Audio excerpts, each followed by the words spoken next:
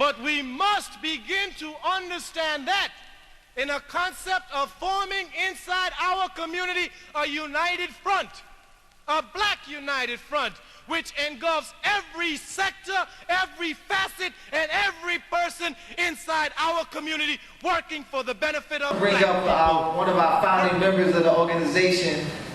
The brother has a long history of activism in our community. He started off as the chairperson of the Harlem chapter of the National Black United Front. The brother ran for governor last year in the state of New York in the Freedom Party. I'm talking to our brother Charles Barron. Let's give his brother a strong black hand.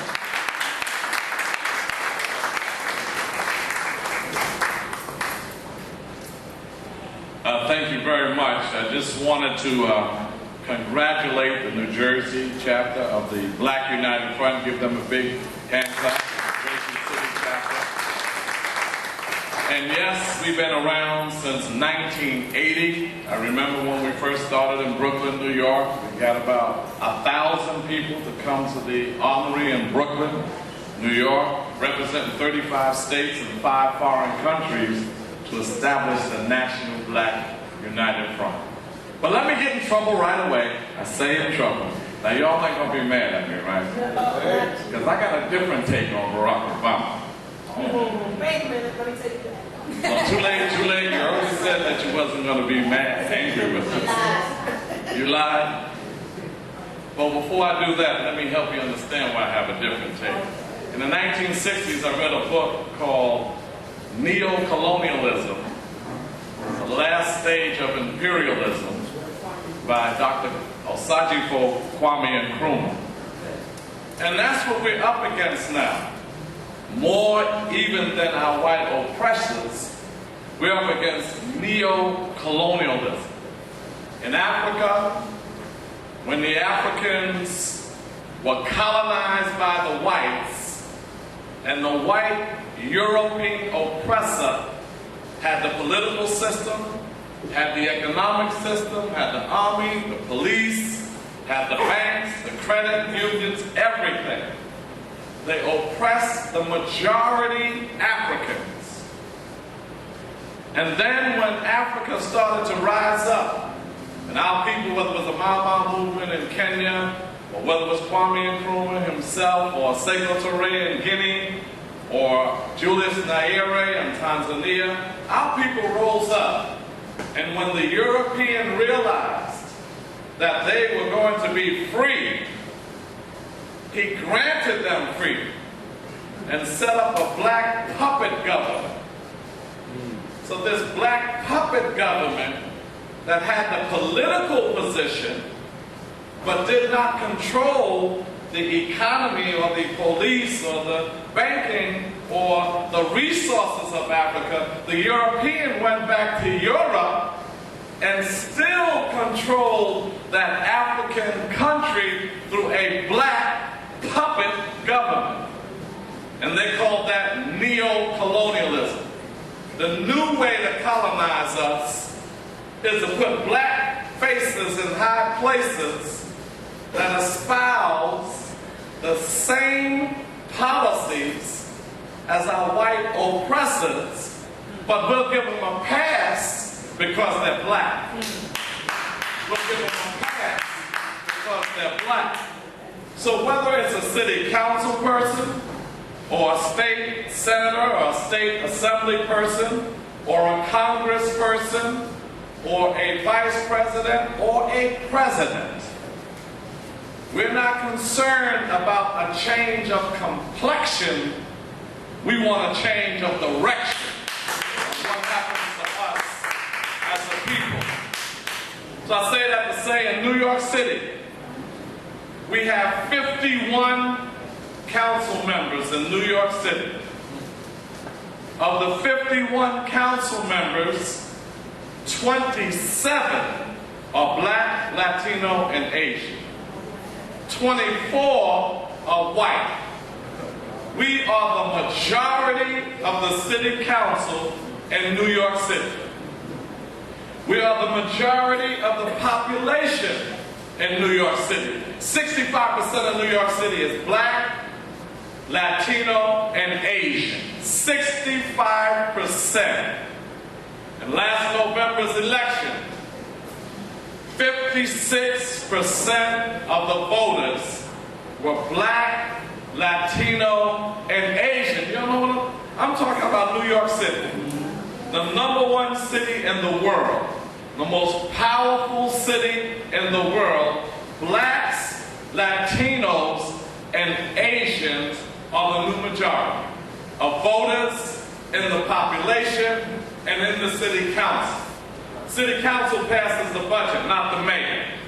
The mayor proposes the budget. We're the new majority over a $66 billion budget. You want to talk about economics? $66 billion. New York City's budget is larger than every African country's budget. New York City's budget is larger than every Caribbean country's budget. It's larger than Jersey's budget. Jersey's budget is 29-30 billion. New York City's budget is twice as large as the state of New Jersey's budget.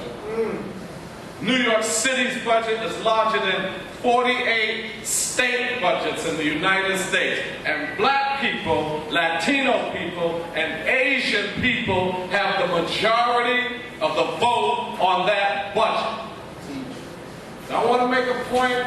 I don't care if you get mad. Everybody black ain't black. Everybody Latino ain't Latino. And you got Uncle Asians too. So we got to take into account the mentality of the black people we putting in office. Some people are descriptively black, and some people are authentically black. I don't want nobody that just looks like me. I want somebody that thinks like me. Blackness is a state of mind. So I was working hard in New York. We finally got to the majority. One of the most oppressive positions in politics is the speaker. Speaker of the city council, speaker of Congress, because the speaker has a whole lot of power. They determine how much money your little district's going to get. They determine whether you're going to be chair of a committee or not. They determine whether your legislation dies in committee or gets the light of day. I went into New York City's council as a black revolutionary, unapologetically for black people. Didn't go in there, I'll be honest with you, I wasn't trying to do no rainbow thing. I mean, I'm working with everybody. But I wasn't trying to be Jesse Jackson in the Rainbow Coalition. I wasn't trying to be the gorgeous mosaic like David Dinkins. And I certainly wasn't trying to love everybody. I went in there and I said, I want to let y'all know I'm taking care of black people. They said, Charles, you can't do that. You won't get elected because not everybody in the district's black and you got to get to other votes. I'm taking care of black people. If you vote for me, I'm going to love everybody, take care of all of you, but I'm taking care of black people first and foremost because we got it worse than everybody. And nobody looks after us, not even our own sometimes. So when I went in there, they told me if you're going to run for office, don't talk that black stuff. I know you were in the Black Panthers and the Black United Front, but if you want to win, don't talk too much black stuff. I don't wear shirts and ties. I wear the Nehru suits, the Eastern style suits, because I'm a black man, I'm an African, I'm not European. So I don't do that, and I'm not against anybody that does that, because some people have shirts and ties and they're blacker than the ones with dashiki. So I'm not criticizing anybody for how they dress, because this ain't the whole thing. You know, it's up in here. So they told me I had to take off my Nehru suits and get a shirt and tie. They said, don't talk black because you won't win. And then after you get in, if you try to talk that black stuff and that radical stuff and that socialism, I am a socialist. Capitalism is the root of all evil. Whether you're a black capitalist or a white capitalist. So I came in there and I said, I'm a socialist, I'm black, I'm radical, and Reverend Herbert Daughtry is my pastor. I believe in black liberation theology. Jesus was black like me. Oh, I should have never said that.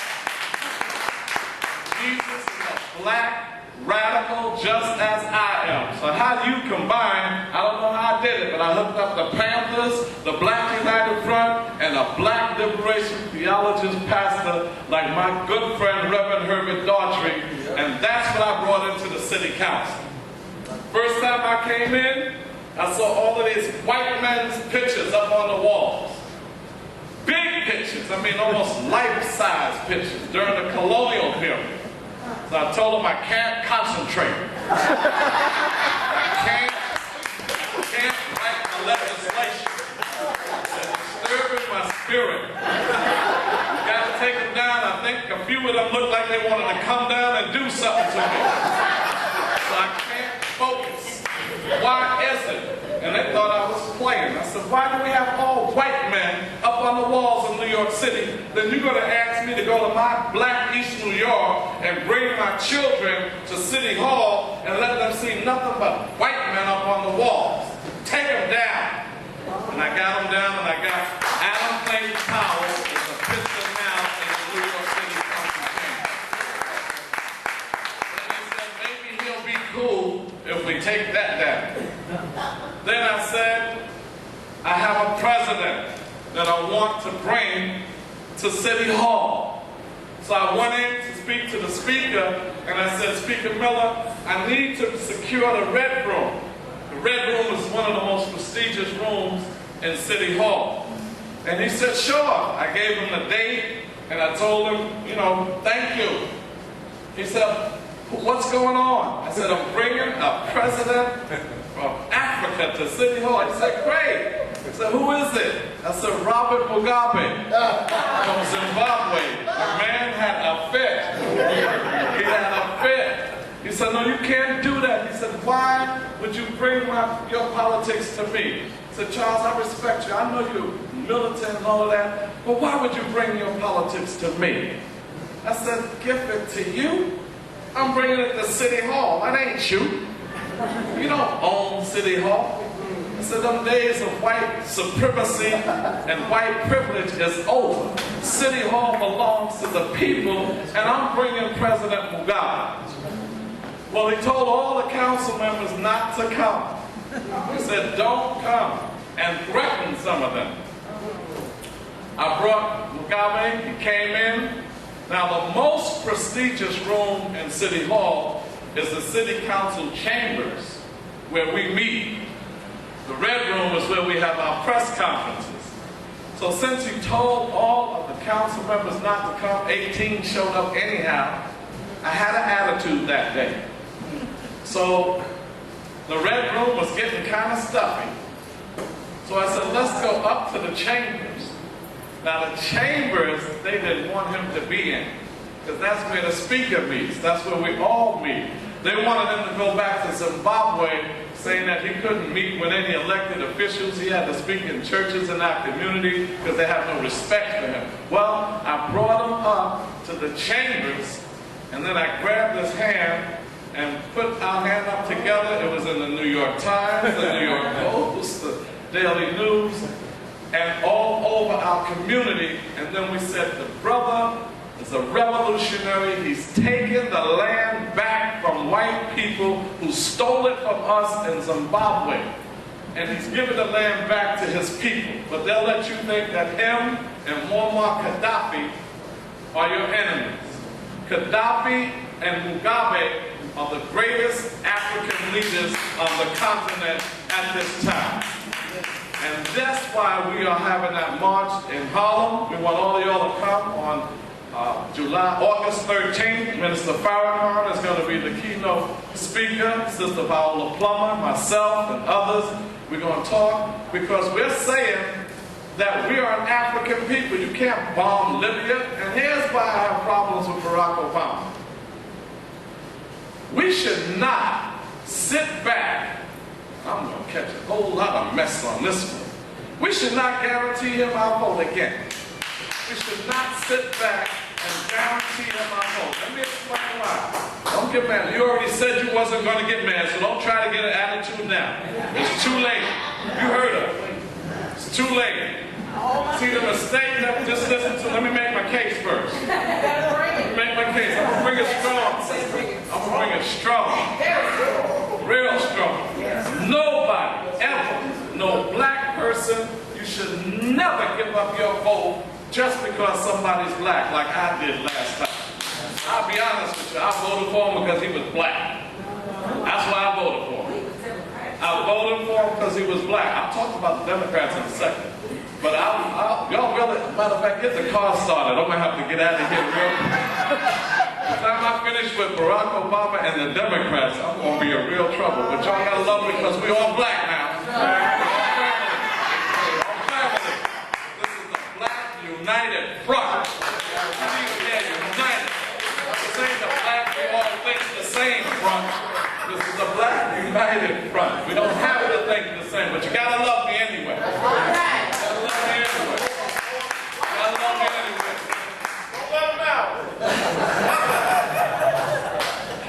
Vernon, please stop the car. You see, you can't, nobody gave up their vote to Barack Obama for nothing but us. Nobody did that. Jews sat down with them and said, what's your stance on Israel? Said, I'm pro-Israel. I'll support Israel 100%. The black, white conservative said, what's your position on taxation? We don't want you messing with taxation. And then some of us to the left, the radicals, we said, what's your position on Africa? Ignored us. He's the first, the only president. Now y'all know about Somalia, right? And how they say that we have pirates. They said the pirates in Somalia. Now you know, you tell black people that there's some pirates. They think that somebody's in Somalia with a three-corner hat and a parrot on the shoulder and a look or something. You know, you can't tell us that we're pirates. That's the image that you get. But Somalia was a country that was destabilized. That was their waters. You can't go in their waters and dump toxic waste, steal their fish, and then expect them to sit back and do nothing to you. So they have their own Coast Guard. You come in their waters, they're going to snatch your boat because they have to protect their fishing industry to feed their people. Right. America came in their waters. Just like every other country, they snatched their boats. When the other countries snatched their boats, they just sat there, they paid the ransom, got their boats back, and that was it. Not the black president. What did he do? He killed them. He killed 3 Somalians, the Navy SEALs. He had them come in there and kill them, capture a 16-year-old and bring him back to New York for trial. Why is it that no other president, not Bush 1 or Bush 2, did that, but the black president did, and we did nothing because he's black? It reminds me of Wilson No Good in Philadelphia, who bombed the MOVE organization in Philadelphia. We had Frank Rizzo in Philadelphia, who was a racist redneck who hated us. He didn't even bomb the black people in MOVE. The black mayor did. So we got to make sure that when somebody gets our vote, 95% of the people voted, black people voted for Barack Obama. Now, we can't have him bombing Libya. What is he doing bombing an African country? And it's not for the national security. There ain't no threat to America. And he ain't trying to stop Gaddafi from killing his own people. You know, that's like Bush. He wanted to stop Mugabe from killing his own people. Bush killed black people right here. Right in New Orleans. Let us die on the rooftops. And you're going to tell me he's concerned about some black people in Zimbabwe? They cannot continue to get away and do that to us. So we said, Barack, come on, man. What's your position on Africa? You know, with his policy.